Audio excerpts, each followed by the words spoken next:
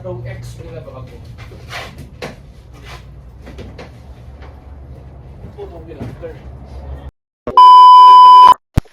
So yun mga boss, nandito tayo sa HP Performance ngayon. Magpapakabit tayo ng bang sensor para dito sa ating alagang sniper para ready to tune na mamaya. Let's go.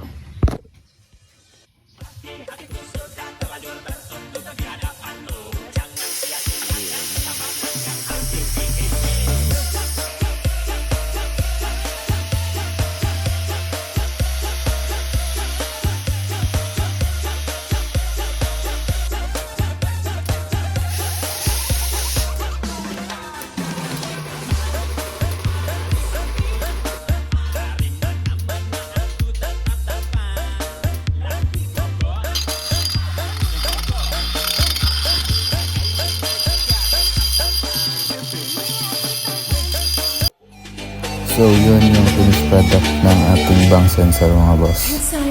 Harus bagaimana lagi mencuri perhatianmu. Suka sama kamu. Aku sudah dan mati semprot sakit sana.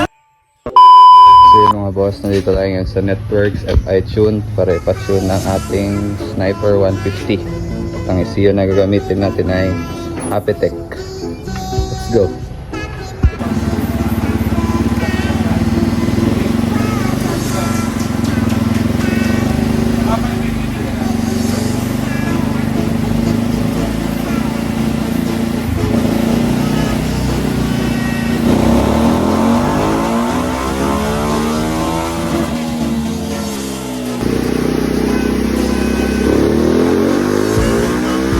So yun mga boss, ito yung output ng ating unit sa dyno gamit ang stock ECU. Post nyo na mga boss kung gusto nyo makita.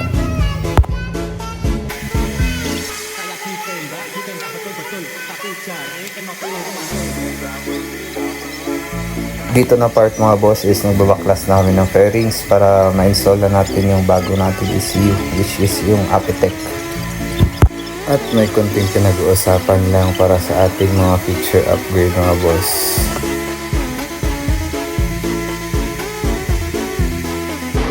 Tuning time!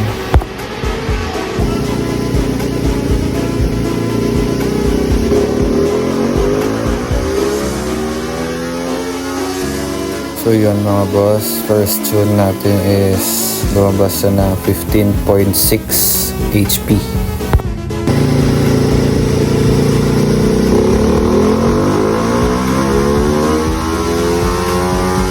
So yun, at dahil nakapagpalit tayo ng ECU mga boss is nawala na yung limiter niya. At sa final run natin mga boss is naka-gain siya ng 16 horsepower. Thank you for watching mga boss. Please like and follow our page and ride safe always. Godspeed.